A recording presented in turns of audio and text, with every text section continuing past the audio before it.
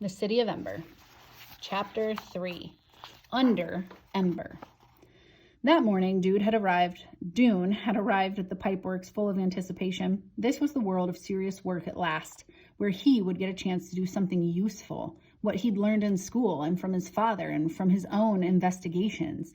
He could put it all to good purpose now. He pushed open the heavy pipeworks door and stepped outside. The air smelled strongly of dampness and moldy rubber, which seemed to him a pleasant, interesting smell. He strode up a hallway where yellow slickers hung from pegs on the walls. At the end of the hallway was a room full of people, some of them sitting on benches and pulling on knee-high rubber boots, some struggling into their slickers, some buckling on tool belts. A raucous clamor filled the room.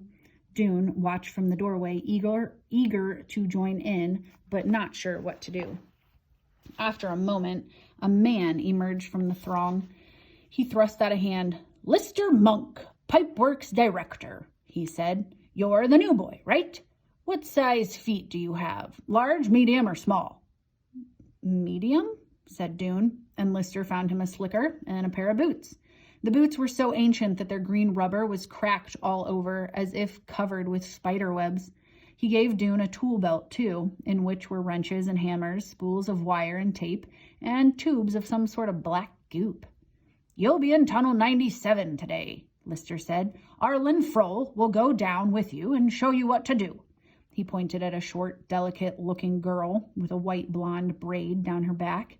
"She may not look like an expert, but she is." Dune buckled his tool belt around his waist and put on his slicker, which for some reason smelled like sweaty feet. "This way," said Arlen, without saying hello or smiling. "This way," said Arlen, without saying hello or smiling. She wove through the crowd of workers to a door marked Stairway and opened it. Stone steps led so far down that Dune couldn't see the end of them. On either side was a sheer wall of dark reddish stone, glistening with dampness. There was no railing. Along the ceiling ran a single wire from which a light bulb hung every few yards. Water stood in shallow pools on each stair, in the hollow worn into the stones by years of footsteps. They started down. Dune concentrated on his feet. The clumsy boots made it hard not to stumble. As they went deeper, he began to hear a low roar, so low he seemed to hear it more with his stomach than his ears. It grew louder and louder. Was it a machine of some kind? Maybe the generator? The stairwell came to an end at a door marked Main Tunnel. Arlen opened it, and as they stepped through, Dune realized that the sound he had been hearing wasn't a machine. It was the river. He stood still, staring. Like most people, he had never been really sure what a river was, just that it was water that somehow flowed on its own. He'd imagined it would be like the clear, narrow stream that came out of the kitchen faucet, only bigger and horizontal instead of vertical. But this was something entirely different. Not a stream of water, but endless tons of it pouring by. Wide as the widest street in Ember, churning and dipping and swirling, the river roared past, its turbulent surface like black liquid glass scattered with flecks of light. Dune had never seen anything that moved so fast, and he had never heard such a thunderous, heart-stopping roar. The path they stood on was about 6 feet wide and ran parallel to the river for farther than Dune could see in both directions. In the wall along the path were openings that must lead, Dune thought, to the tunnels that branched everywhere below the city. A string of lights, like the one in the stairwell, hung high up against the arched ceiling. Dune knew he was standing beneath the north edge of Ember. In school, you were taught to remember the directions this way. North was the direction of the river. South was the direction of the greenhouses. East was the direction of the school. And west was the direction left over, having nothing in particular to mark it. All the pipeworks tunnels branched off from the main tunnel to the south toward the city. Arlen leaned toward Dune and shouted into his ear, "First, we'll go to the beginning of the river," she said. She led him up the main tunnel for a long way. They passed other people in yellow slickers, who greeted Arlen with a nod and glanced curiously at Dune. After 15 minutes or so, they came to the east edge of the pipeworks, where the river surged up from a deep chasm in the ground, churning so violently that its dark water turned white and filled the air with a spray that wet Dune's face. In the wall to their right was a wide double door. "See that door right there?" Arlen shouted, pointing. "Yes," Dune shouted back. "That's the generator room." "Can we go in?" "Of course not," said Arlen. "You have to have special permission." She pointed back down the main tunnel. "Now we'll go to the end of the river," she said. She led him back past the stairway door, all the way to the west edge of the pipeworks. There the river flowed into a huge opening in the wall and vanished into darkness. "Where does it go?" Dune asked. Arlen just shrugged. "Back into the ground, I guess. Now let's find tunnel 97 and get to work." She pulled a folded piece of paper from her pocket. "This is the map," she said. "You have one in your pocket, too. You have to use the map to find your way around in here." The map looked to Dune like an immense centipede. The river arched across the top of the page like the centipede's body, and the tunnels dangled down from it like hundreds of long, long legs all tangled up with each other. To get to Tunnel 97, they followed a complicated route through passageways lined with crusty, rusted pipes that carried water to all the buildings of Ember. Puddles stood on the floor of the tunnel, and water dripped in brown rivulets down the walls. Just as in the main tunnel, there was a string of bulbs along the ceiling that provided dim light. Dune occupied his mind by calculating how far underground he was. From the river to the ceiling of the main tunnel must be 30 feet or so, he thought. Above that were the storerooms, which occupied a layer at least 20 feet high. So that meant he was 50 feet underground, with tons of earth and rock and buildings above him. The thought made him tense up his shoulders. He cast a quick glance upward, as if all that weight might collapse onto his head. "Here we are," said Arlen. She was standing next to a leak that spurted a stream of water straight out from the wall. "We have to turn the shutoff valve, take the pipe apart, put on a new connector, and stick it back together again." With wrenches, hammers, washers, and black goop, they did this, getting soaked in the process. It took them most of the morning and proved to Dune that the city was in even worse shape than he'd suspected.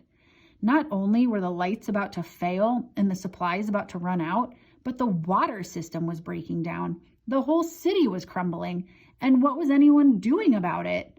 When the lunch break came, Arlen took her lunch sack from a pocket in her tool belt and went off to meet some friends a few tunnels away. "You stay right here and wait until I get back," she said as she left. "If you wander around, you'll get lost." But Dune set out as soon as she disappeared. Using his map, he found his way back to the main tunnel, then hurried to the east end. He wasn't going to wait for special permission to see the generator. He was pretty sure he could find a way to get in on his own, and he did. He simply stood by the door and waited for someone to come out. Quite soon, a stout woman carrying a lunch sack pushed open the door and walked away. She didn't notice him. Before the door could close again, Dune slipped inside. Such a horrendous noise met him that he staggered backward a few steps. It was an ear-splitting, growling, grinding, screaming noise, shot through with a hoarse rackety-rackety sound and underscored with a deep chugga-chugga-chugga-chugga. Dune clapped his hands over his ears and stepped forward. In front of him was a gigantic black machine, 2 stories high. It was vibrating so hard it looked as if it might explode any second. Several people wearing earmuffs were busy around it. None of them noticed him come in. He tapped one of them on the shoulder, and the person jumped and whirled around. He was an old man, Dune saw, with a deeply lined brown face. "I want to learn about the generator," Dune screamed, but he might as well have saved his breath. No one could be heard in the uproar. The old man glared at him, made a shooing motion with his hand, and turned back to work. Dune stood and watched for a while. Beside the huge machine were ladders on wheels that the workers pushed back and forth and climbed up on to reach the high parts. All over the room, greasy-looking cans and tools littered the floor. Against the walls stood big bins, holding every kind of bolt and screw and gear and lever and rod and tube, all of them black with age and jumbled together. The workers scurried between the bins and the generator or simply stood and watched the thing shake. After a few minutes, Dune left. He was horrified. All his life, he had studied how things worked. It was one of his favorite things to do. He could take apart an old watch and put it back together exactly as it had been. He understood how the faucets in the sink worked. He'd fixed the toilet many times. He'd made a wheeled cart out of the parts of an old armchair. He even had a hazy idea of what was going on in the refrigerator. He was proud of his mechanical talent. There was only one thing he didn't understand at all, and that was electricity. What was the power that ran through the wires and into the light bulbs? Where did it come from? He had thought that if he could just get a look at the refrigerator, he would have the clue he needed.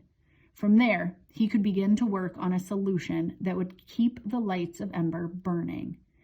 But one glimpse of the generator showed him how foolish he was. He'd expected to see something whose workings he could understand.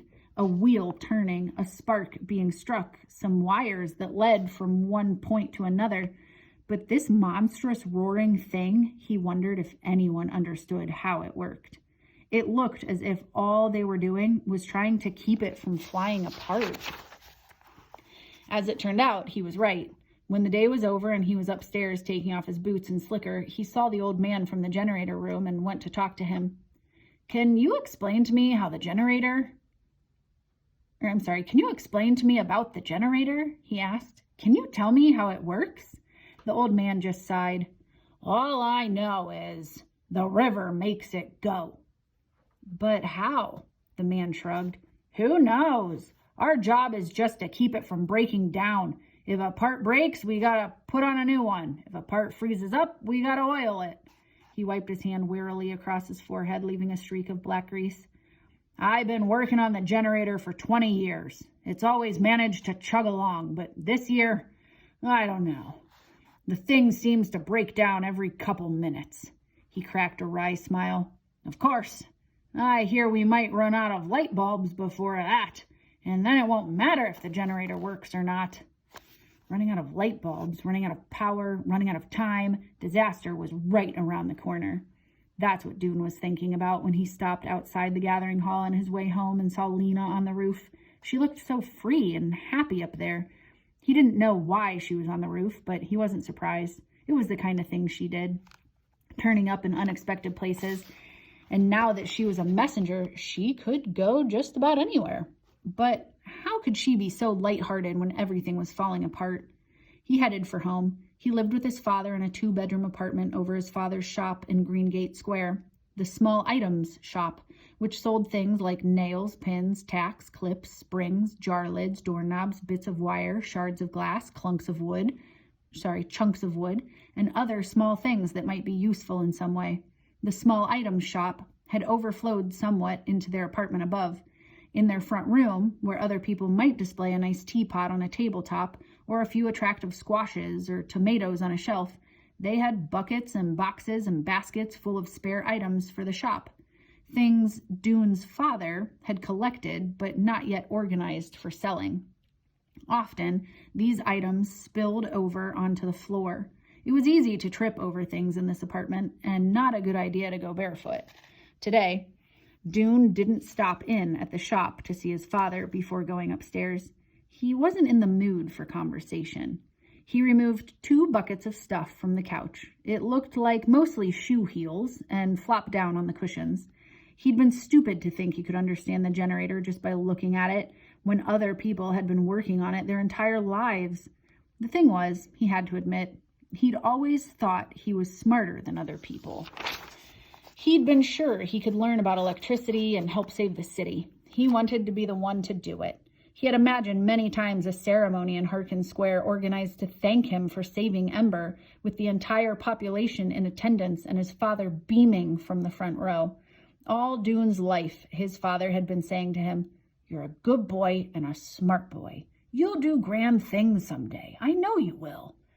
But Dune hadn't done much that was grand so far. He ached to do something truly important, like finding the secret of electricity, and as his father watched, be rewarded for his achievement. The size of the reward didn't matter. A small certificate would do, or maybe a badge to sew on his jacket. Now he was stuck in the muck of the pipeworks, patching up pipes that would leak and break again in a matter of days.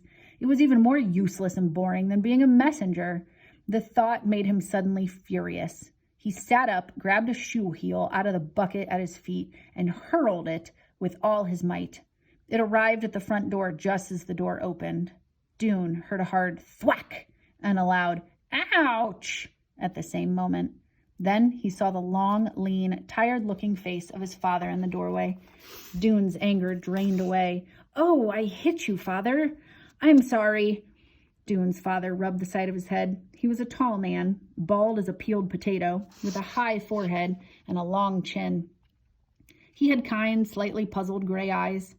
"Got me in the ear," he said. "What was that?" "I got angry for a second," said Dune. "I threw one of these old heels." "I see," said his father. He brushed some bottle tops off a chair and sat down.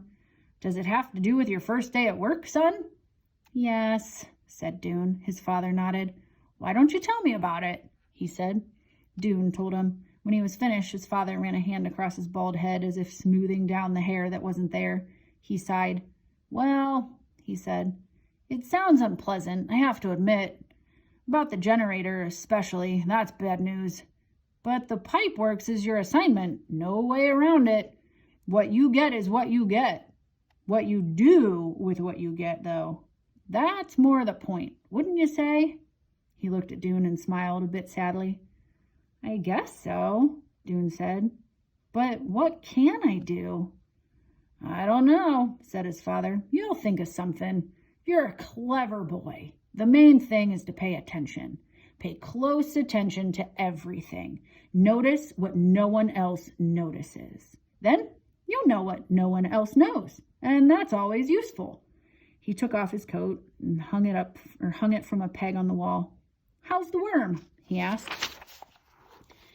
"I haven't looked at it yet," said Dune. He went into his room and came out with a small wooden box covered with an old scarf. He set the box on the table and took the scarf off, and he and his father both bent over to look inside. A couple of limp cabbage leaves lay in the bottom of the box. On one of the leaves was a worm about an inch long. A few days before school ended, Dune had found the worm on the underside of a cabbage leaf he was slicing up for dinner. It was a pale, soft green, velvety smooth all over, with tiny, stubby legs. Dune had always been fascinated by bugs. He wrote down his observations about them in a book he had titled Crawling and Flying Things. Each page of the book was divided lengthwise down the center. On the left, he drew his pictures with a pencil sharpened to a needle-like point. Moth wings with their branching patterns of veins. Spider legs, which had minute hairs and tiny feet like claws. Beetles with their feelers and their glossy armor. On the right, he wrote what he observed about each creature. He noted what it ate, where it slept, where it laid its eggs, and if he knew, how long it lived. This was difficult with fast-moving creatures like moths and spiders. To learn anything about them, he had to catch what glimpses he could as they lived their lives out in the open. If he put them in a box, they scrambled around for a few days and then died. This worm, though, was different. It seemed perfectly happy to live in the box Dune had made for it. So far, it did only 3 things: eat, sleep.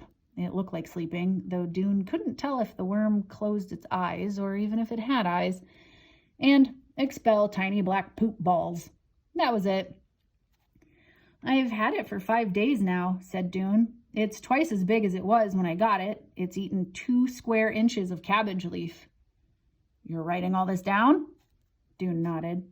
"Maybe," said his father, "you'll find some interesting new bugs in the pipeworks."